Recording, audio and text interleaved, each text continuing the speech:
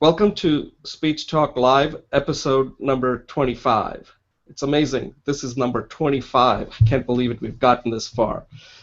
And my name is Jay Oza, and I'm the host of this show. And today we have Julie Finkelstein, Atul Wankade, and Sajid Zachariah joining us.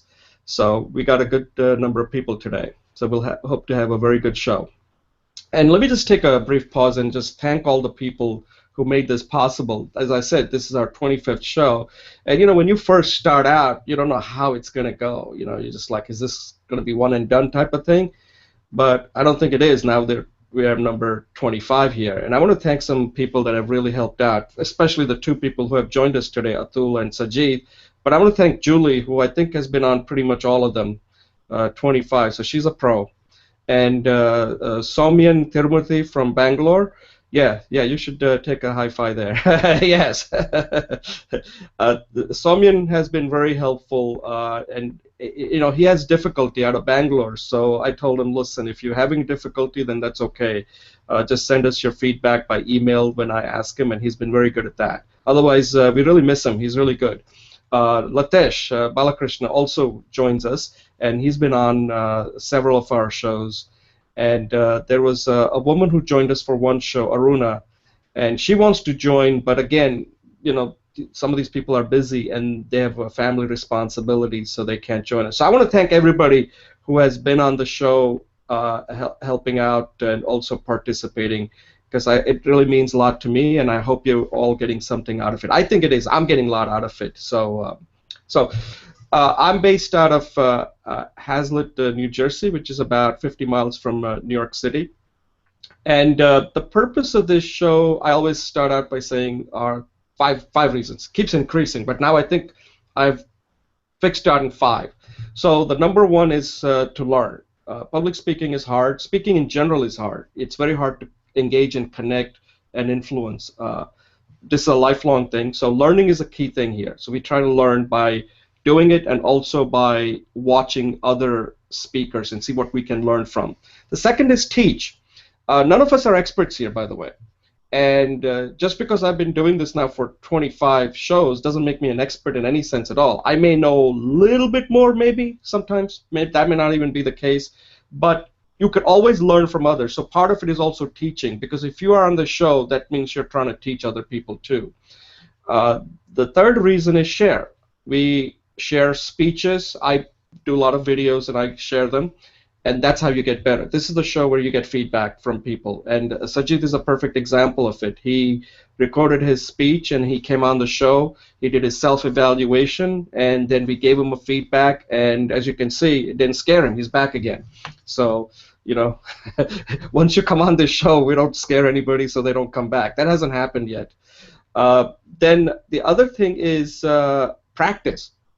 So just what I'm doing right now is a practice. This right now, well, theoretically, could be watched by 7 billion people. Anyway, I hope one day I can at least get 7. But the point is that every time you're speaking, this is a place where you get to practice. You got to raise the stakes.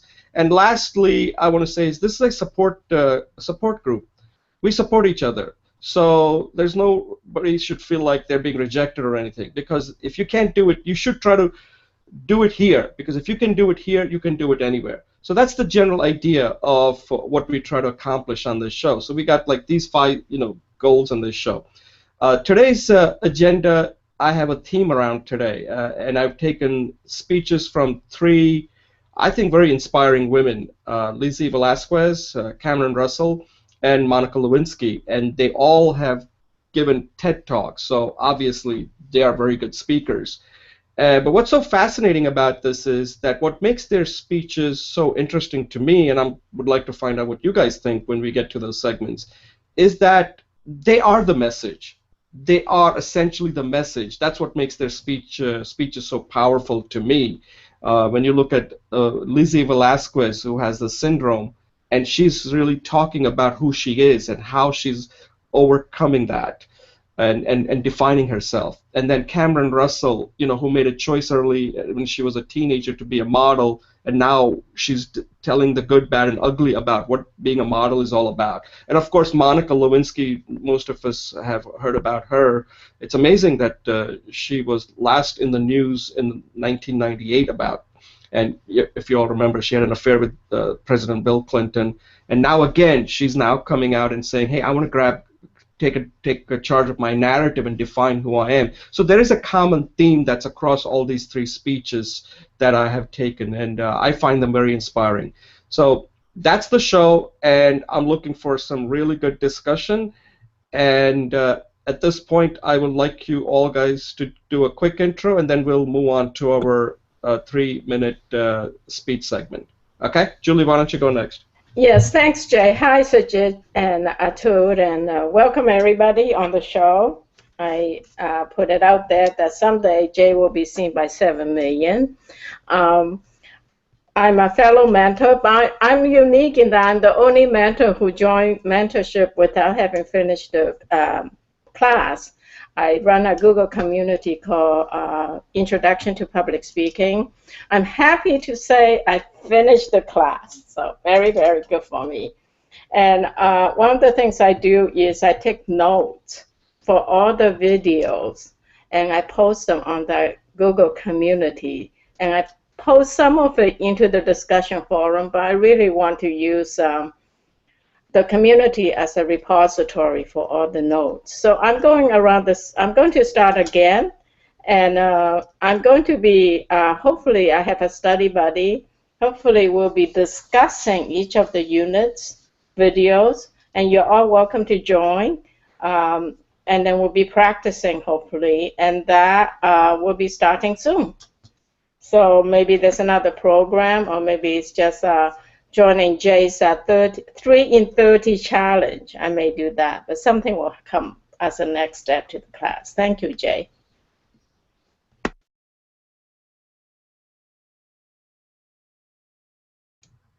Yeah, Sajid, go ahead.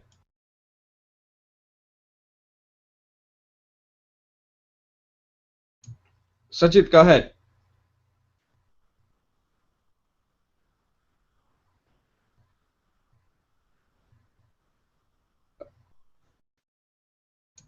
We can't hear you, Sajid, so Atul, why don't you go next? Hey, hi Jay, hi Julie, hi Sajid. So I'm Atul Wankare. This is my first time coming on the show. I'm basically a software engineer working in Bellevue.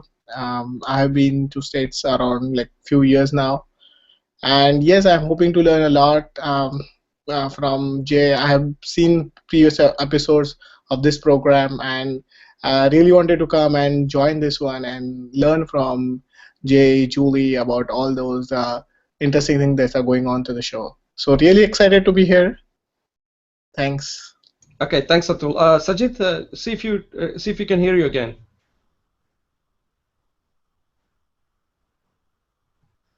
No, you may have to join us again because we're not able to hear you.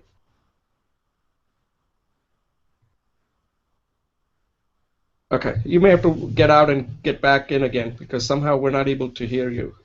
Okay, so at this point we move on to our 3-minute speech segment, and what this is an opportunity for each of us to come prepared with something that we want to practice. So typically the way it goes is I go first, and so I'm going to tell you a little brief thing that occurred this week that you may find interesting.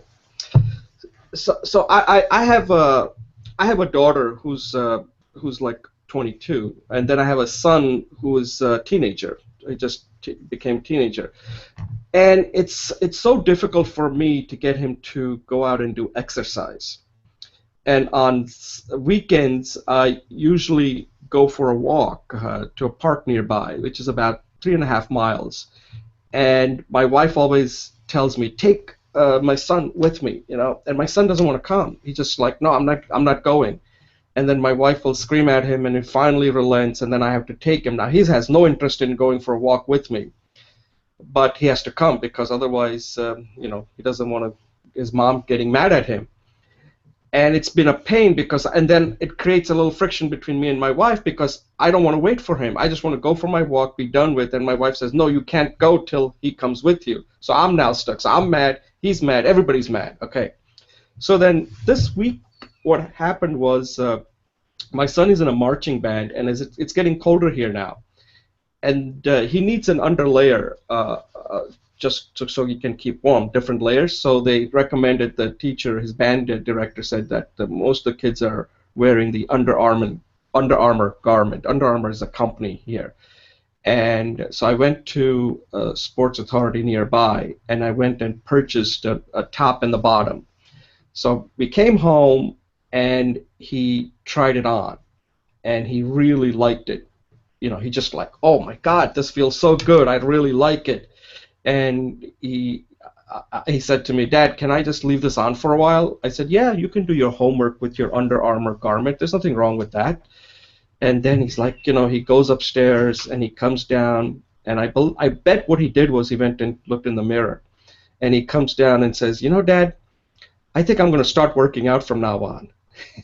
So I was like, you know what, if I had known this earlier, that just putting on that Under Armour garment would get him motivated to work out, it would have saved me so much aggravation that now I don't have to even mention it. It kind of reminds me of a lot of women who go out and purchase these expensive yoga pants. And I guess initially they just like the way it makes them feel, and then probably after a while they say, hey, you know, I like the way it feels. I might even feel better. Let me just start doing yoga. So I can see that Under Armour. So if you have any children out there that you're having difficulty getting them to go out and do exercise, just invest something like $70. Get them these Under Armour top, like a shirt and a pants, and it really is very tight on them. And it defines their body. And if they don't like it, believe me, they're gonna work out because you can't hide anything when you wear these things. So try it. It may work. I think I'll let you know how this is working. But right now, he came to me and said that he's going to exercise. I didn't have to tell him anything. So we'll see what happens this weekend. All right, Julie, you're next. Hi. Do you have a purpose in life? Do you have a goal that you want to do? I think we all have goals. Or do you know someone else who has a goal? And then can you imagine achieving that goal without speaking or talking or communicating about it? That's not likely, because I think we do have to communicate in order to show our ideas and achieve our goals. So I think communication is like an integral fabric of our lives. It puts all our components together, and we can't live our lives without communication. But are you afraid of speaking, public speaking?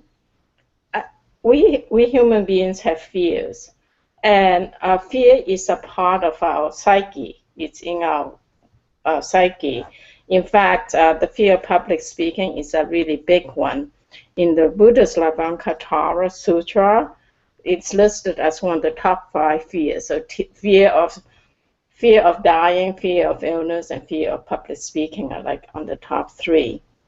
And so what I have found, and I want to share with you, is that taking this class, which we've done, is the beginning of the pivot into being successful in reaching your goals and being happy, because you can practice and participate in public speaking. And by doing that, you can realize your goals. When you do this public speaking class, for me anyways, I did not just learn to speak to public. As Jay always says, speaking is not public or private, there is only speaking. And furthermore, I will say that in communication, there's speaking and listening. And when you take the class, we learn to listen better because we learn to flow our messages, and we learn to speak better. But in addition to that, we learn to analyze, because we have to put the logic and the rhetorics together, and we learn to evaluate. When you participate, you learn all these skills that you need for your life, but in addition to that, you get to practice with other people. So social skills such as working in a team are there. I know one woman who cannot even go out for a job interview because she cannot breathe. And so her fear was so enormous that she could not live her life. She could not find a job. We share some of the basic skills with her. One is to breathe. And the second one is just to breathe. So that helps with anxiety, not just the anxiety of speaking in public, any anxiety. The other thing was to take a power pose, which you saw me do earlier. And so these skills that you develop that overcome fear, anxiety, are transferable to your other fears. By facing your fears, your other fears become lessened. Because fear is like a pane of glass. When you smash through it, it ripples through your other fears in your life, and then you can go ahead and face your life. And then, so in addition, when you participate in this class, because it is such a global environment, I have a friend who is my study buddy is from Germany. I have Atul and Jay from around the world. And one time I had a woman from Sweden to join us. So by being exposed and having a chance to practice as what Jay would call a no-risk environment, we overcome our fears and we can become confident and comfortable in facing our fears, in speaking, and in realizing our goals. So I invite you to participate in this class, to practice, to come and join us, to manifest your purpose. For your purpose, find your courage and face the world by practicing in this class and live your life fully. Thank you. Oh, that was excellent, Julie. I'm going to hire you as a salesman for this, saleswoman for this class. That was, we should have added you to the list of these 3 courageous women. Now we'll add Julie to that too. We'll have Lizzie Velasquez, Cameron Russell, Monica Lewinsky, and Julie Finkelstein. Okay. All right, Atul, you're next. Okay, great. So first of all, yeah, thank you, Julie, for sending me the link for the session, and definitely that was very motivating talk that you just gave. So I'm Atul Wankhede. I am Indian, and I basically come from a small town from India called Akola, which is somewhere in central part of India. I did my undergrads from a VIT college from Pune University, which is like one of the top universities in India. It's after IITs. There I worked in India for a few years as a software engineer, and then had an opportunity to come to US. So I came to US in around 2006, and then I did my then I contracted for some time for Microsoft, and then now I'm working with another company, Expedia, in Bellevue. A family point of view, I have my wife and I have a kid, 4 years old kid. My hobbies include like playing cricket, reading books, and just soccer. One of the big advantage to be raised in India is that you at least know 3 languages. One is like our national language, Hindi. One is our native language, which could be depends on which state are you. If you are in Maharashtra, you will know Marathi. If you are in Karnataka, you'll know Kannada. And then one universal language, that is English. So I'm fortunate in that part. So I know 3 languages to communicate into. And yes, I always had this thing about public speaking that I can read books and I can learn how to speak in public and all those things. But just like you cannot learn swimming by sitting on the floor and watching people swim. You have to basically go and jump and do swimming, and that's how you learn. So similarly, I try reading some books, but looks like it's more like you have to come and talk in public, and that's how you build your skill of talking in public, getting rid of your fears or anxieties. And so I'm here on the show, hopefully trying to be a better person, better it's public speaking. Yeah, that's it from my side. Okay, thanks a lot, Atul. That was good. That was excellent. Thank you. So now you have gone through your intro, so you're lock and loaded now. So let me just say a few things. I don't know what's happening with Sajid. He's having some difficulty, but we're just going to continue here. I think what you said made a lot of sense there, that this is what we're realizing, that public speaking is not like any other course. I guess you can say that, but especially public speaking, where I tell people that in order to become a good public speaker, you have to do three things. You have to be a student, you have to be a teacher, and also you have to be a coach. Now, when we look at these professional speakers out there, even TED speakers, they get a lot of help. When they're giving that speech, they're not like just doing it all themselves and then coming and giving it. They're getting a lot of help before they get on. So when you watch these TED speakers, and someone told me that to give a TED speech, at least you have to spend close to 300 hours. Now, that's not practical for all of us, okay? That's just no way we're going to, unless we become a professional speaker, we may want to spend 300 hours for one speech. But the amount of time that goes into these speeches that you see on TED are just enormous amount of time that's required. So one of the things that I have recorded this week is something that I'm going to do, and I think it may help others too, is this thing that I'm calling the 330 challenge that Julie mentioned. And what this is pretty simple, that you just make a commitment today and do a 3-minute video for the next 30 days before even taking any courses or anything. At least that way you know where you stand, because if you do 300 videos, believe me, you are going to make some improvement. It has to happen. And after that, you can go in and see what you have recorded. Now, these are videos you don't want to record about, like, hey, look look what I'm eating for breakfast, or something that is not that serious. Like, you want to talk about some serious topic. Could be related to work-related topic. Could be some insight you have, some story you want to talk about, some humor, things that you want to practice, and do 30 of these. And I bet you at least 10 of them are going to be excellent. The other 10 could be good, and the other 10 are going to be bad, okay? And if you can get 10 of them that are excellent, and this is going to happen after you do 30, you'll find out that you'll be surprised that 10 of them are going to be really, really good. Like Julie just gave a talk just now about motivating people to participate. That would be an excellent speech if she does that, a 3-minute video like that today after this show is over, Julie. So that's your challenge. That right now you might think like, wow, that's not that good, but later on, after 30 days, you come back to it and say, wow, I can't believe that's me that that recorded that.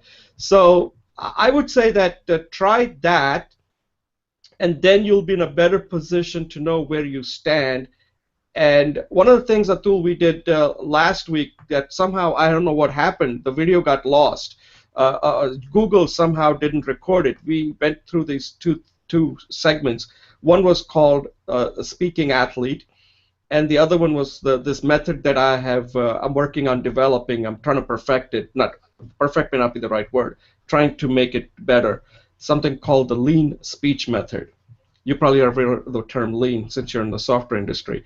So I will send you the videos of that, and you can take a look at that, because I think that public speaking is sometimes made too complicated, and I'm trying to simplify it.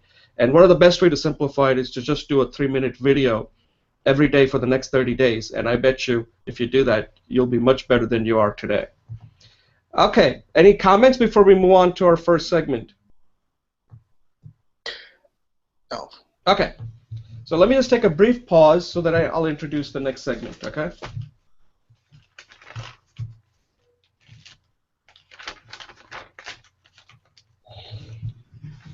Okay, welcome to Speech Talk Live, episode 25. And we're moving to our first segment, and in this segment, we're going to review and discuss the speech that this woman, inspiring woman by the name of Lizzie Velasquez, gives at one of the TEDx event.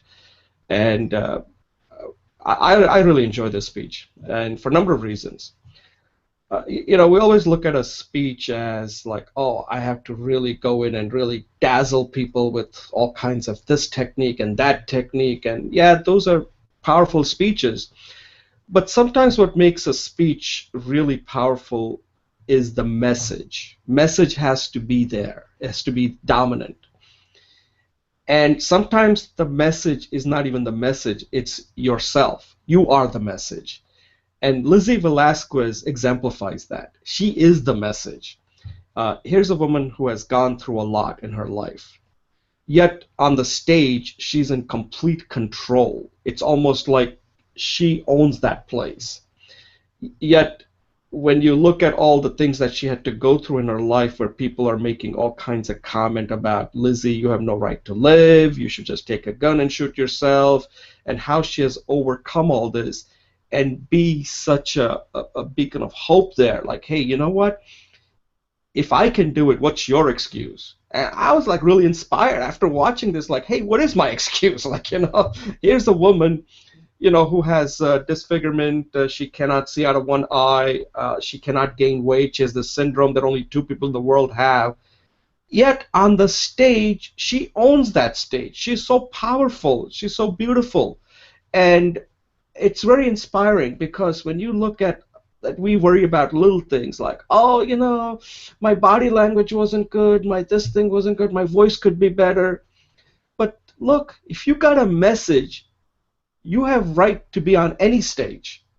Doesn't matter who you are, what you look like, or, you know, what your ethnicity is. If you got a message and you're on the stage, you are right. You have, you own it. You got to own that stage. And you know, the way she describes her life, and essentially the speech is about her life. She's just talking about, and she's trying to motivate others. And I was motivated. That's how I judged the speech. I was motivated after seeing her speech. And you know, her main message was that I'm not going to let other people define me. I'm going to define myself. And I'm not going to waste my time worrying about what other people say. And I thought that was a very inspiring message. And I really liked the speech a lot. And I wanted to get your feedback on what you thought of this speech. How did it affect you? Because I was moved. After watching that speech, I was really moved. And I watched it a few times, and I may go back and watch it a few more times. But the point that I want to leave here for those who are watching it and to you is that you got to get on top of your narrative. That's yours. You own it. Don't let other people tell you what your narrative should be. You define it. And that applies to us because we're all trying to become a better speaker. And some of the people are not even comfortable coming on this show. And you have to get over that fear. And if you don't, then all you're doing is you're limiting yourself because people out there are not the ones who are there to support you. You have to make that decision to define it and then take charge of your narrative. Julie, you want to go next? Thank you. Yeah, sorry, I muted myself a little early. Yes, you're right.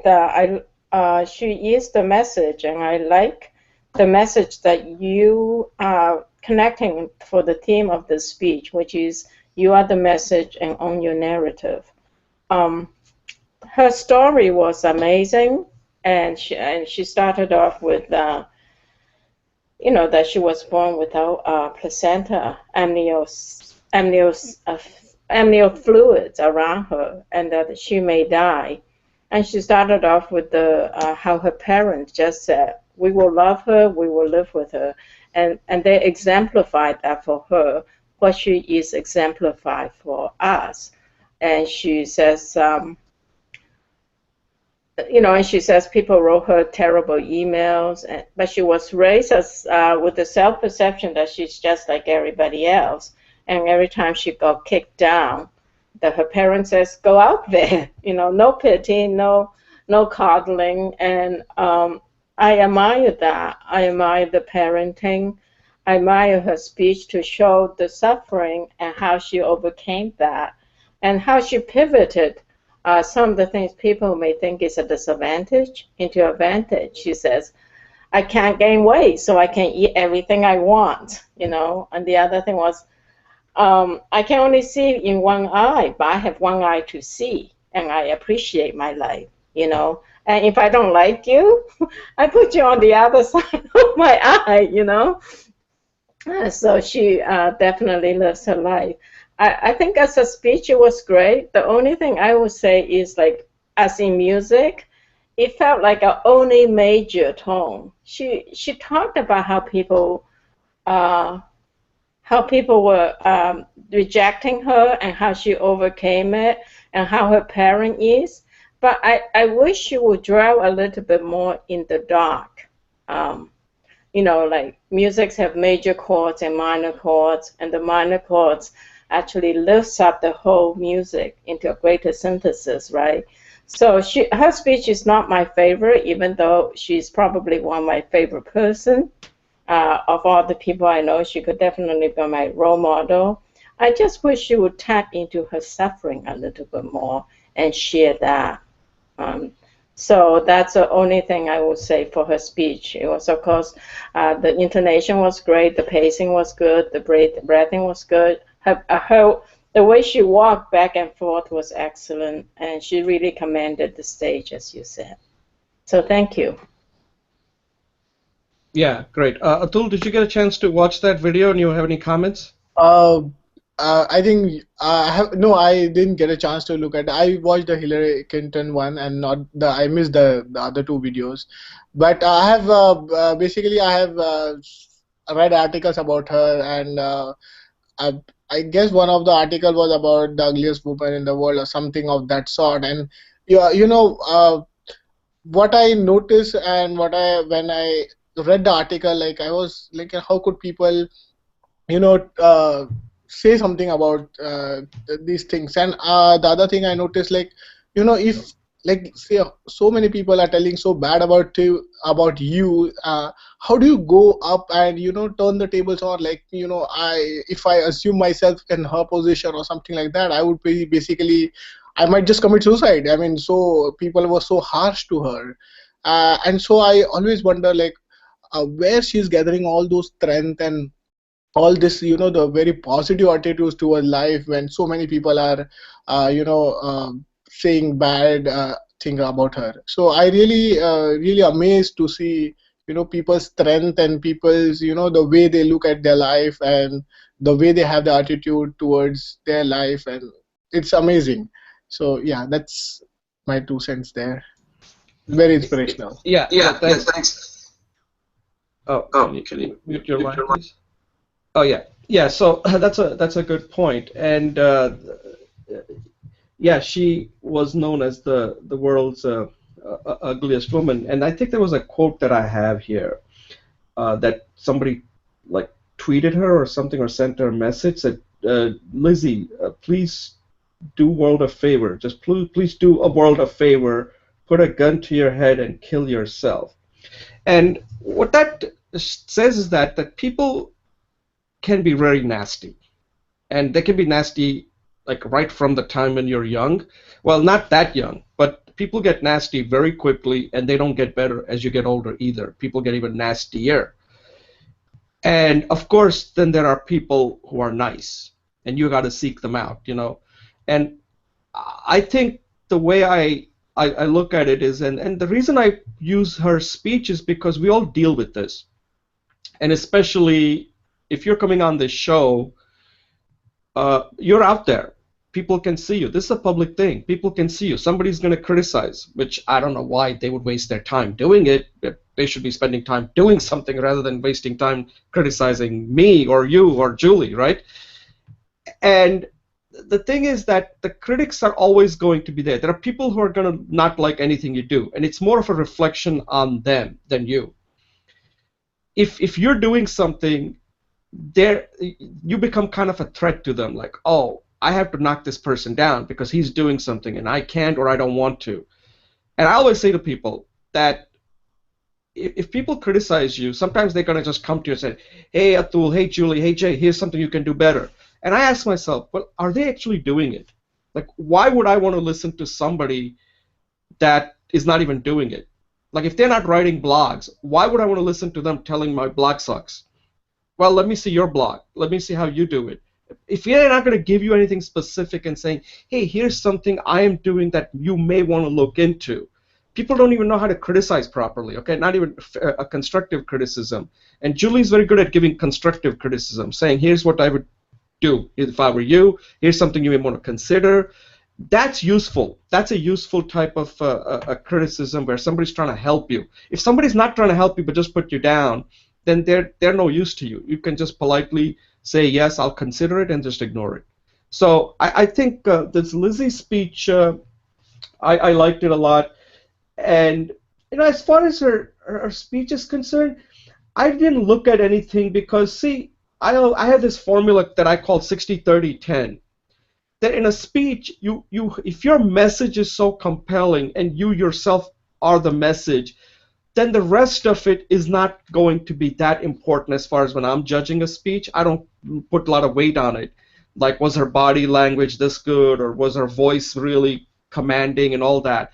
Because sometimes yourself, if you are the message, that should dominate, that other parts should not really matter much. Now, in this class, we do look at other things. So in this class, it's okay to bring it up and discuss it if there was something she could have done, just for our own learning. But I didn't really pay attention on anything. And the other thing I'll point out that Julie mentioned is, this is quite effective, is she uses humor quite well in this speech. She has this air about like, hey, listen, I don't look like you, but I don't care, because I got something to say and I'm going to say it. And I just liked her attitude. Her attitude was very positive, that I don't want to dwell, like one of the things I'm going to have to a little differ from Julie on this is, I liked the way she didn't dwell too much on her past too much, like how bad I am and how good I am. It was almost like, hey, listen, I'm just going to give you a little bit, but that's not what my life is all about. I want to talk about the future, how I've overcome it. And I think that was very effective. If this was more about, hey, look at all these different examples of how I've been, treated badly by people, it might have helped her be more emotional, but I'm not sure it would have been that uplifting to people that are watching it. So that was my thought on that, that's the decision. That's a choice she made, and I respect that choice. And sometimes, in any speech we give, you have to make a choice. There's nothing that, it's your choice, and you have to make it, and I thought that was a good choice as far as I was concerned. Julie, any closing thoughts before, and Atul, closing thoughts before we move on to our next segment? Go ahead. No, I don't have any. I want to acknowledge that, it was a positive in orientation, and a lot of people will help that, and I can certainly appreciate that. And I acknowledge that it's a choice. When we make speeches, we have to make choices.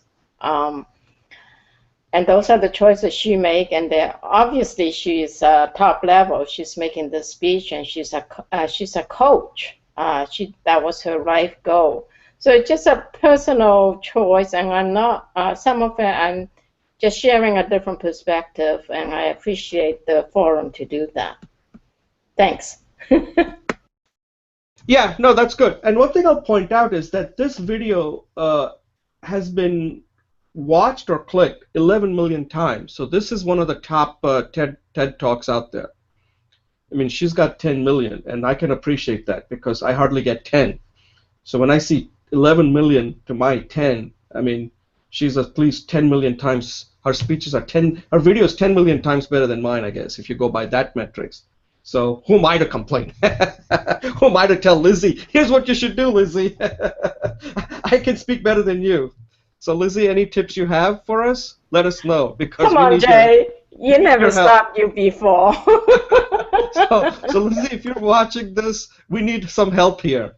All right. So I think at this point I'm going to take a pause and move to our next segment.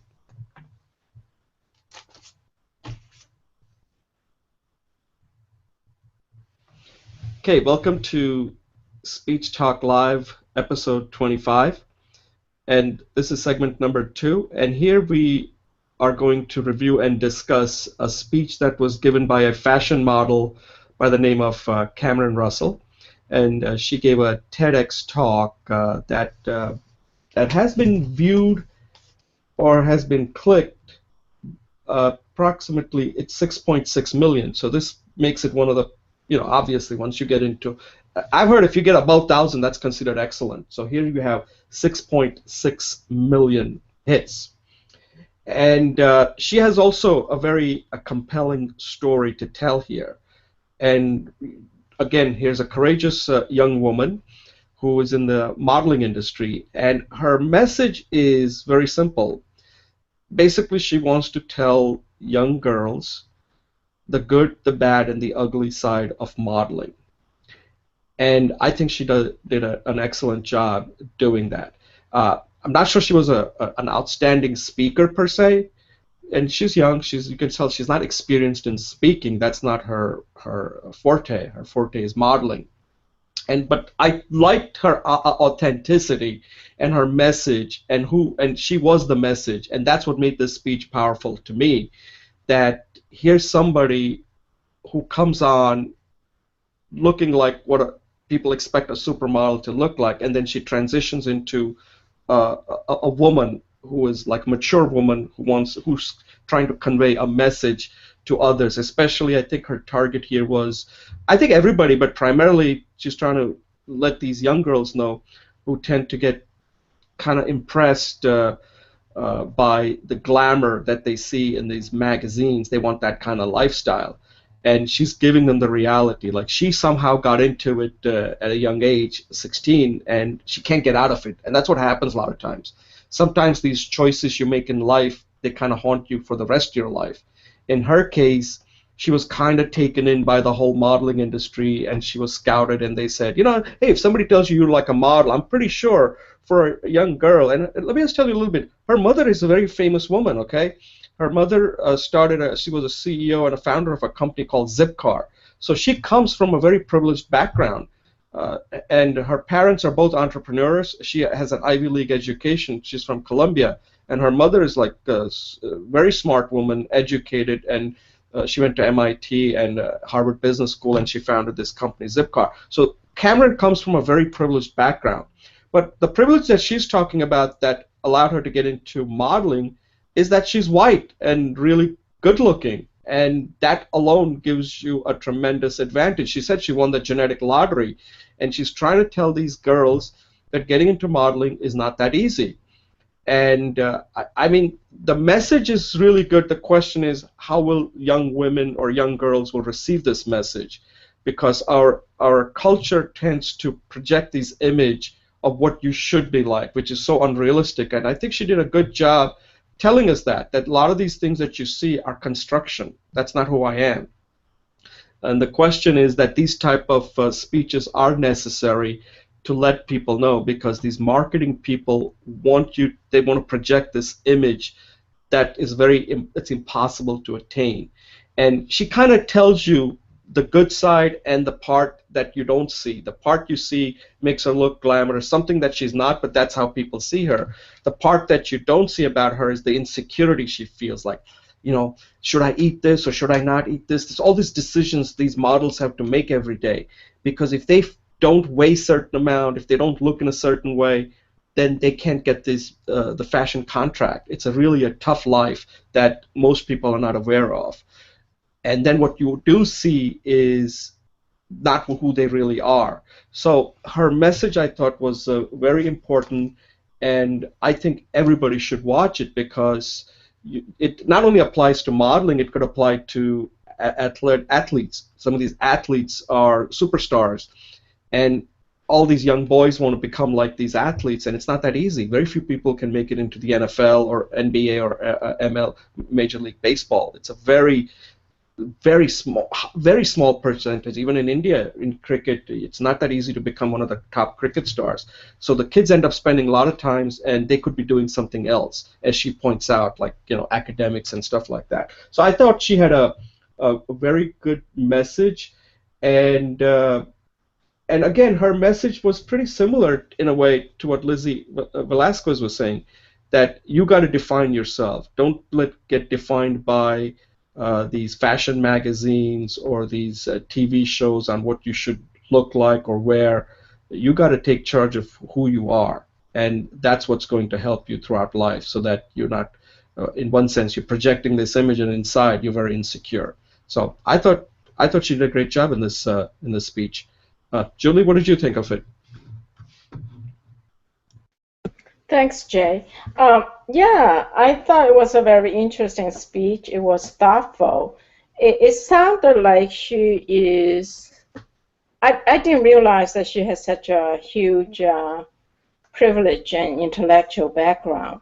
I thought the message was basically, like you said, telling young girls that beauty is only skin deep. I think she said beauty is superficial. And she talked about, she deconstructed some of the glamour from the modeling. At one point, she used this example. You know, look like you're greeting a friend, and she says, I've been doing this for 300 times. And there wasn't much things glamorous about that. The underbelly of modeling was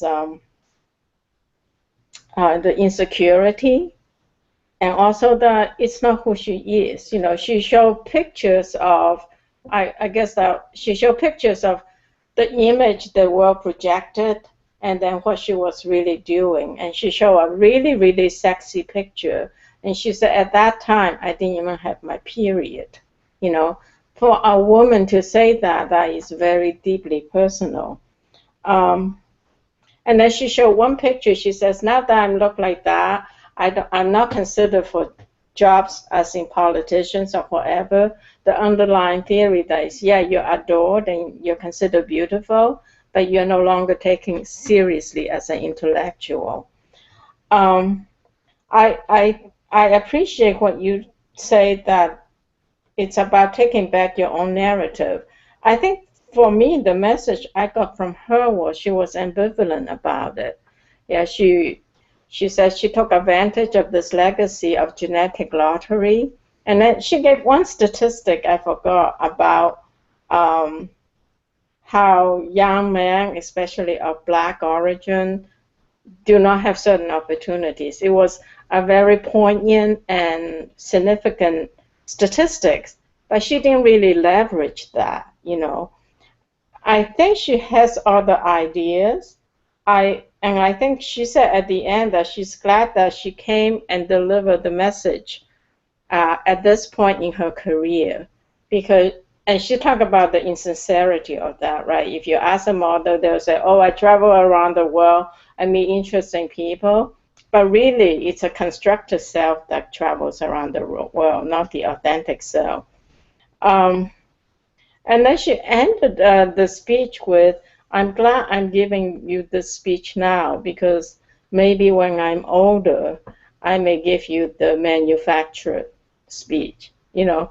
So it sounds like she's still in the grip of this modeling industry, and she's only having an opportunity to take a breather. And I would like to see how her life transforms. The message was poignant for me because of what she said. Here's all these things, here's all these things, here's the disconnect between who I am and how you see me. And I'm glad I'm here to tell you this now, because later in my career, I might not be able to tell you this. So there's a sense of sadness to it. And it sounds like she's not quite ready to take control of her life and her narrative. So I wish her well. That's my... Okay, that's excellent. Excellent feedback there. Atul, do you have any comments on this? Just that, yeah, I think it's a very eye-opening speech for, you know, all those basically girls who really see only modeling as, you know, they see the end product. Like they, because our marketing industry said that a fair skin is always beautiful kind of thing that is getting marketed every now and then. And so we have, it's kind of made an image that, okay, such and such person is beautiful and all those things.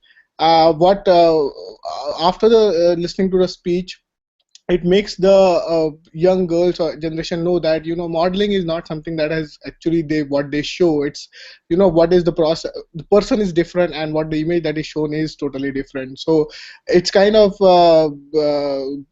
thing that to be taken from the speech. And the other thing is, we don't see the hardship that has gone in making that person. For example, if you can relate to like top star like cricketer Sachin Tendulkar, we see that end product mostly, and we don't see what is the how much efforts that person has put in. That is not shown. Basically, what is exactly what we see or what is that is shown is, oh, he's the top, but we haven't seen the how much efforts he has put in to reach that levels, just like Michael Jordan and so forth. So this is also kind of I can take from her speech that showing is different and what actually is it might be different. Yeah, that's a good point. And like one of the things I like to point out is like, see, like right now, this show, we're pretty raw, right? Like I have no makeup on. I mean, this jacket, that's mine. At some point down the line, I don't know, I might get a contract from some major outfit like Brooks Brothers or something. I don't know. I forgot. I don't even know who the men's fashion outlets are. Gucci, maybe? I don't know. Uh, I Yeah, this is a stretch. Better stop because I can't think of. Calvin Klein. There you go. Could be Calvin Klein. So I don't have a contract. So this is mine. This is from Joseph A. Bank, by the way. The real. It works, right? Looks good, right? Does it look good? And also, I don't have any hair plans planned at some point. So we're pretty raw. Like I don't have like nice jazzy video or any kind of things that make me look like I'm much bigger than what I am. And that's what you see sometimes on TV. Like when you see these people come on TV, that's not who they are. Like there's a book by an Indian author named Manu Joseph. He wrote a book called Serious Men. And he said something interesting, that if you watch somebody too closely, they're not going to look that good. And I always like that line, that, I think in the book he talks about Aishwarya Rai, that if you look at her closely for a long time, she's not going to look that pretty. So keep that in mind. And that everybody, if you look at them long enough, they're not going to look that good. But the one thing about her speech that I want to comment on is, and I think Julie kind of mentioned this, she's a young woman, by the way. I don't know when she gave the speech, 2 years ago. I looked at her age. She's only 28 right now. And when she gave the speech, she was probably maybe in her mid-20s. That's pretty young, right? And she's not a person who gives a lot of speeches. And it took a lot of courage for her to speak out. There are a lot of models out there who don't speak out. And here, this woman is showing depth that, hey, even though I am in this field, but don't think that I don't know what's going on. And I think that speaks a lot about her character, that yes, I'm a model, but because this is the field that I've chosen, but I need to be very honest with you. I need to tell you the good, the bad, and the ugly of this field. And a lot of things that I'm getting is because I had nothing to do with it. I mean, she works hard. Let's just one thing. Models do work hard, so let's not make them look like they're just getting money for looking good. They have to do a lot of that stuff that she was talking about, like jumping around, making look like she's having conversation, grab some guy's hair, and things like that. That's, after a while, I don't know. I mean, I guess if you're getting paid, you'll do just about anything. But it's not really that glamorous to be doing that. What you're seeing glamour is the finished product, right? And she talks about all the people that had a role in it for her to look like the way she does when you see her in magazine covers or inside advertising some product. I think she's like an underwear model. So I like that here's the woman that's taking a stand and letting people know that just because I'm doing it doesn't mean that I completely accept it. It's the field that I've chosen, but I need to be upfront and be honest with you on tell you what it's really like so that you can make your choice intelligently. And at the same time, she's speaking out on some of the injustices that she sees because people did not win the genetic lottery, as Julie mentioned about African American males who get stopped. It's not the question of if they'll get stopped. It's like how many times they'll get stopped, and she points that out. So it shows that this woman is very much in touch with her world. She's not just saying, hey, I'm glamorous, I'm fine, screw everybody else. That's not the attitude that I see here. I see somebody here who really wants to make a difference in other people's lives. So I thought that she did a very good job at that. Julie, any closing thoughts?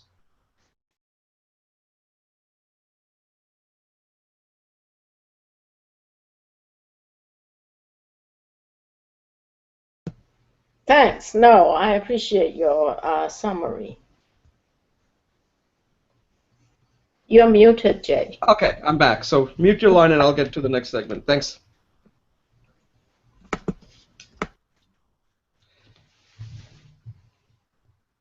Okay, welcome to Speech Talk Live, episode 25, segment number 3. In this segment, we're going to review and discuss a speech that was given at the TED event, I think was this year, March, by Monica Lewinsky. Now, for those who are watching this and not familiar with who Monica Lewinsky is, Monica Lewinsky, of course, gained fame in the late 90s when she had an affair with, at that time, President Bill Clinton. And we haven't really heard about Monica Lewinsky. I mean, she's been in the news, as she mentions in her speech, that she's in like 40 rap songs, probably not in a positive manner, but mostly in a negative manner. And she finally started to speak out about her experience. And this was her kind of, like, she gave a speech earlier. I think she gave an interview in Vanity Fair or something, but this was her major kind of coming out saying, hey, I got to take charge of who I am. I'm not going to let other people define me any longer, that I am this slut, this, that. Yes, I made a mistake. Yes, I was young. I was 22. I fell in love with my boss, Bill Clinton. But I don't deserve what I've gotten, okay? I made a mistake, and people essentially, I was like patient zero as far as cyberbullying is concerned, that, you know, I was essentially bullied. My story essentially came out on the internet, and prior to that, nobody was even talking about that. And then she goes into some examples, like the one that I'm quite familiar with is the one she mentions is Tyler Clementi. I went to Rutgers, and you know, I exactly know the dorm that this incident took place in, and since I live in New Jersey, this was a big story. And I remember the following year, my daughter entered Rutgers, and when we had this orientation, they spent a lot of time explaining to parents who were concerned about these type of bullying things that were going on. And the university let the parents know that we have all ways to it. In fact, I don't remember when I had my orientation, there wasn't anything extensive like what these students have to go through now. They have to actually spend 3 days during summer, and one day it's with the parents are basically given lectures by security, all of sorts of things. I don't remember my parents having to go through that when I entered college, but Tyler Clementi was a huge story. Here's a person who was bullied by his roommate, and he ended up committing suicide. So she has a very important message. And it's important because it's coming from the person who actually experienced it firsthand. When she at that time nobody really was even talking about it, and she had to kind of deal with it on herself. And if you watch the speech, I didn't even realize it that she's 41 now. When you think of Monica Lewinsky, you always think of her as that 21-year-old or 22-year-old young woman with a beret on. That's how I always remember her, because that's how everybody remembers her. And here she comes across as a very smart woman, very courageous woman, a woman who really now looks like is on top of her game, saying, hey, listen, I'm not going to let the past deter me from who I am. And if you look at this, she's nervous when it comes to speaking. Obviously, she hasn't done a lot of speaking.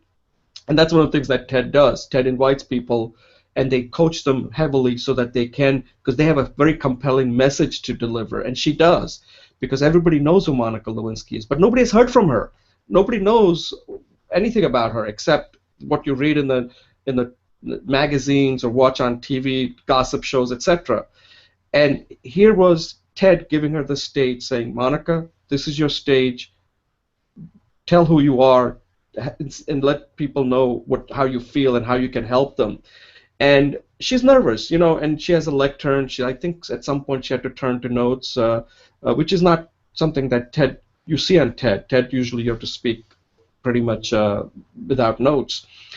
And at the last, I thought that her most effective part of her speech was the last 2 minutes when she kind of walks away from the lectern and speaks directly from her heart. I thought that was very effective. I had to watch that over and over again, because that's when you can really start seeing, you can really connect with her.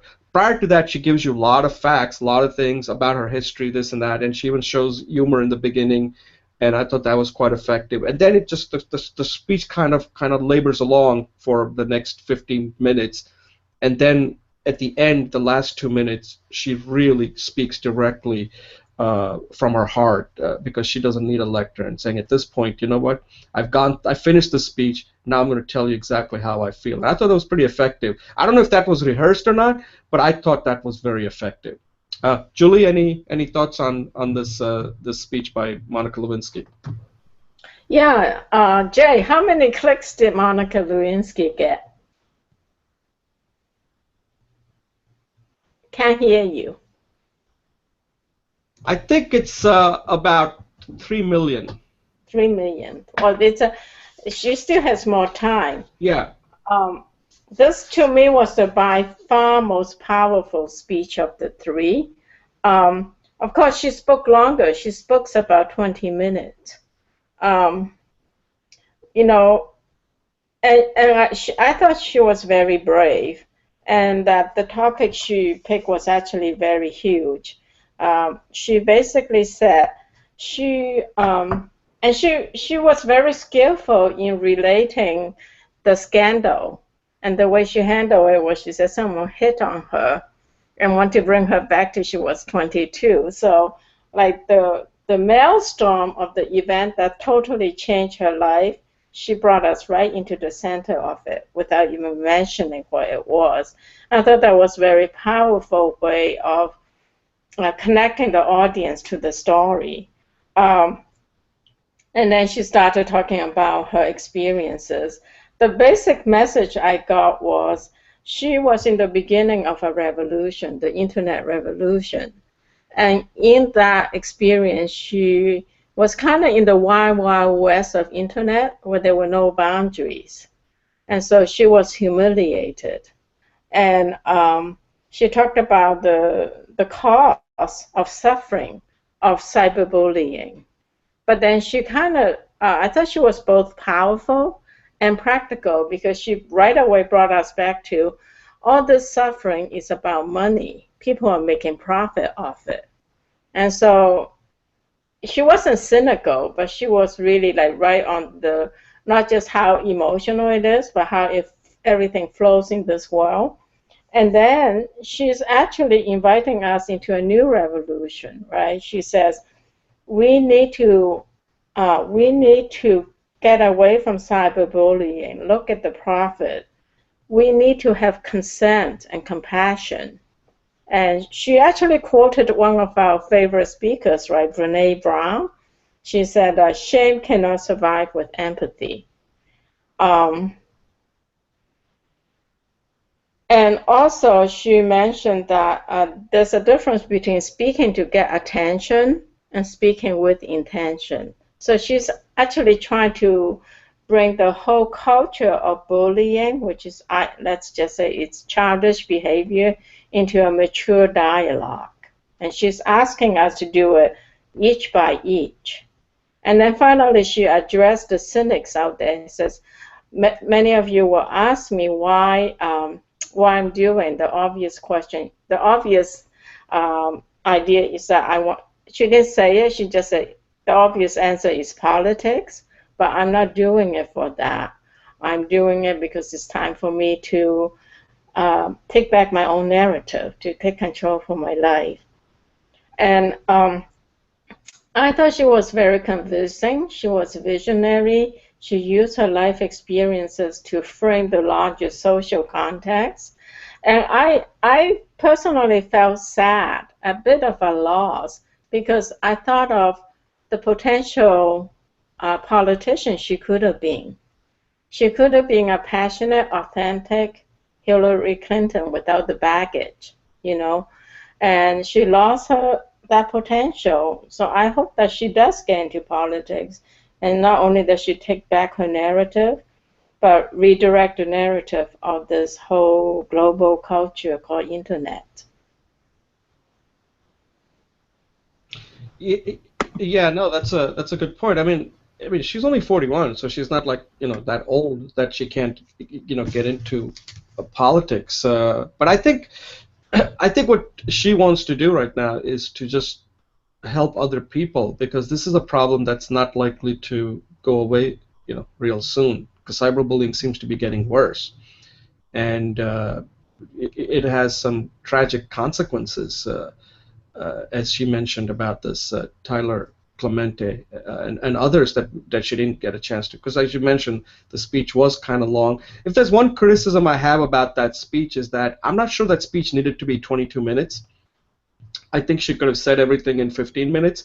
And the other criticism I would have is that, and again, this is not a criticism, but it's again based on her comfort level, that this should have been more of a conversation. The speech came across as really well written, and whereas Lizzie Velasquez's speech and the Cameron Russell speech were, especially Lizzie Velasquez's speech, was very conversational. She was having a conversation and interacting with the audience. Monica Lewinsky does that, but it didn't come across to me naturally the way Lizzie Velasquez did.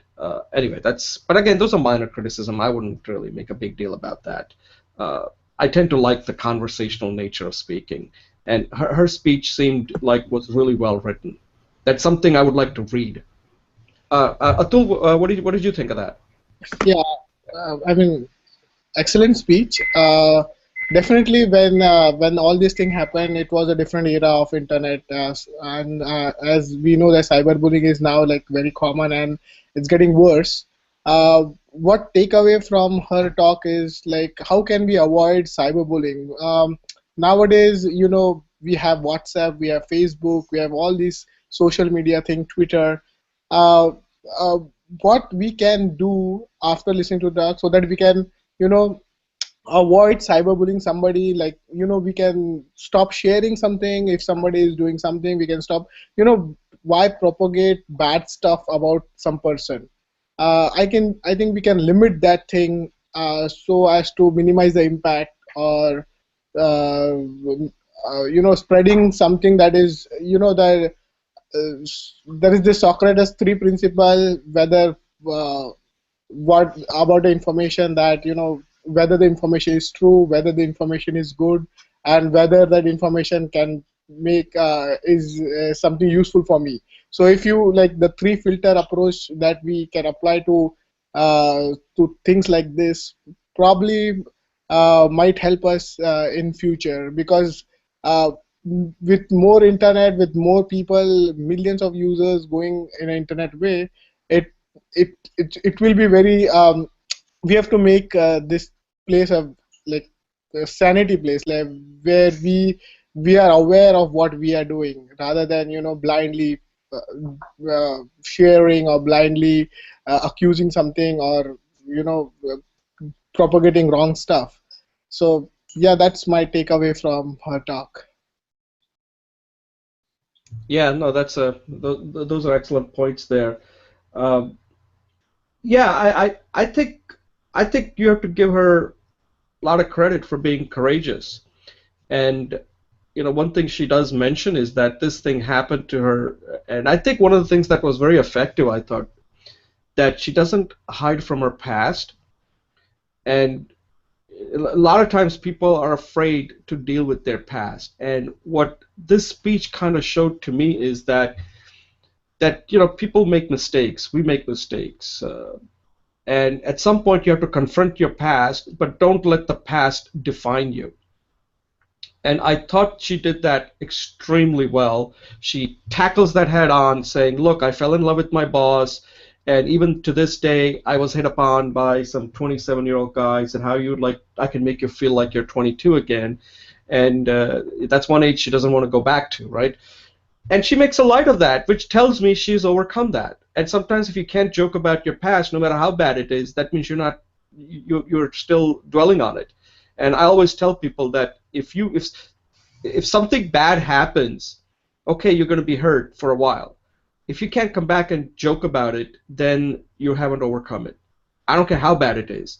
And that's why sometimes we joke about death and all that, and you need to do that, because if you can't joke about something, that means you're still dwelling on it. And life happens; it has happened to everybody, right?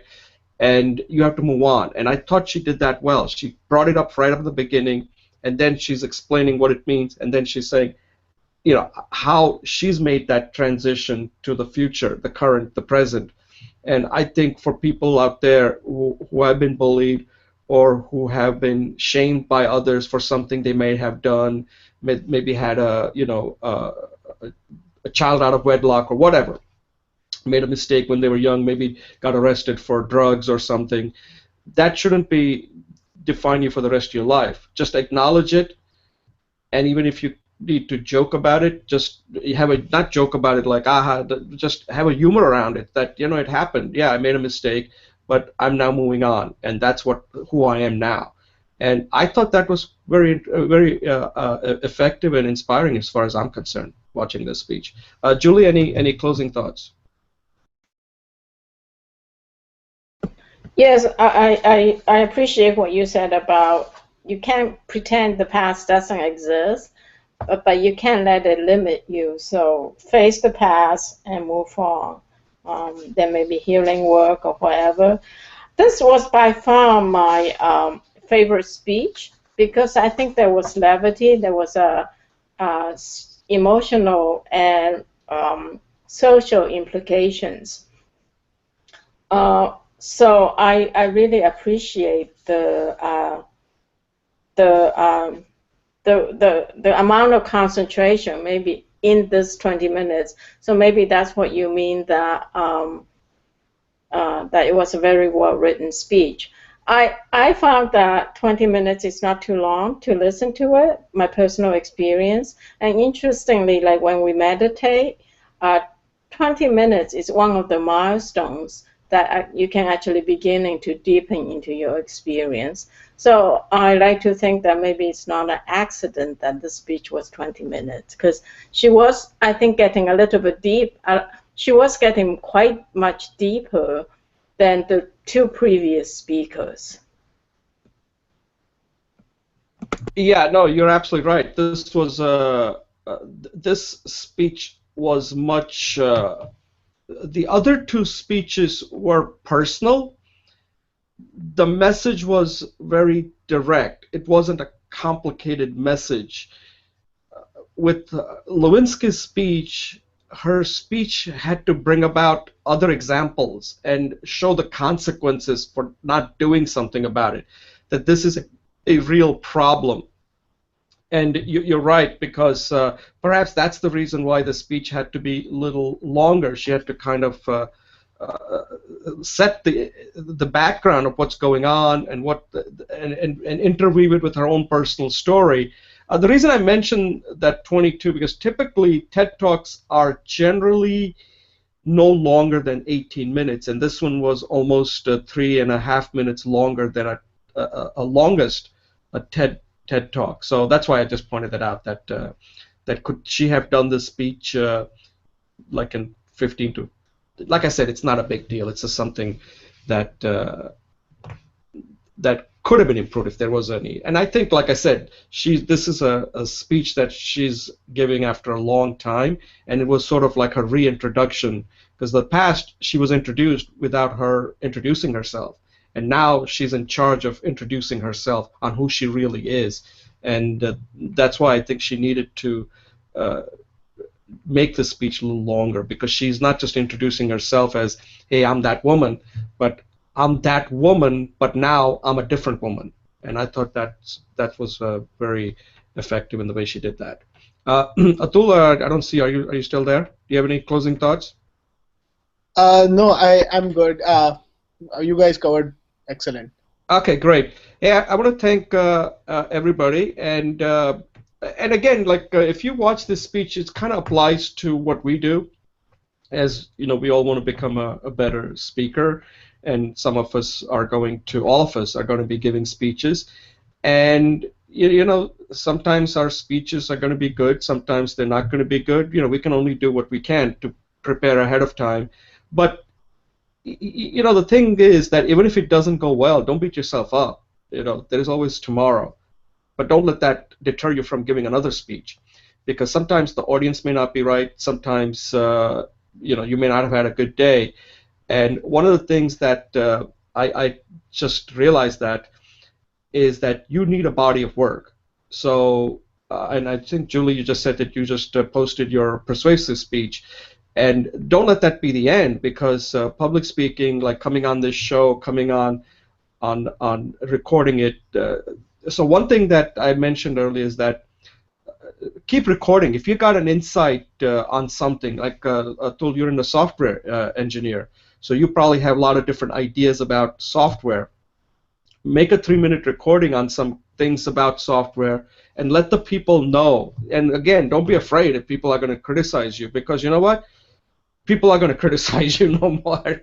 That's the way it goes. So when you take risks, you got to expect that part of it, that people are going to criticize you. Otherwise, you can just remain quiet and nobody will ever criticize you. So once you put your head out there, people are going to take shot at you. You just have to learn how to get used to it. Julie, you talked about that. What do you think? Because that's one of the things. Like a lot of people don't join the show because they just. I get emails saying, "Hey, I'd like to join, but I don't want to be. I don't want this to be public." And I said, no, it has to be public, because otherwise you can't always hide behind something and say, I don't want people to criticize me. And I said, then you're not. You got to take risks. That's part of being courageous. That people are going to criticize you. It's how you handle it that makes a difference. Julie, do you have any closing thoughts on that? Because I think you talk about this quite a bit. And also you deal with people who have tremendous amount of fear, and how are you trying to help them? Thanks, Jay. So yeah, to me, criticism is always there. It's not what the other people criticize me. It's when I criticize myself, So I think your point is sometimes the criticism has constructive information and sometimes they don't. And I think it's up to us it's our choice, as you had said about Lizzie. What I find is that when you practice, you become more resilient, and when you look at the life cycle of anything, of success or life cycle of achieving your goal, a failure is a component. One of the interesting books that you and I both read was called The Talent Code, and talks about being strategic in how you fail. In fact, you can success faster if you practice at the point of failure, And Winston Churchill, when he made that speech, he was actually all his famous war speech that launched the Second World War, the attack against Germany. He said, I spent 20 years preparing myself for this speech. So to me, ability and talent is useless unless you have the resilience and the dedication to walk the path and take the failures and eat them and grow from them. In Hawaii, there's a food called poi, P-O-I. If you eat it raw, it will kill you because of the crystals. But if you cook it, you eat it, it's the most nutritious food around. So to me, failure is kind of like that. You have to eat it, you have to cook it and eat it, and it will be the source of your success.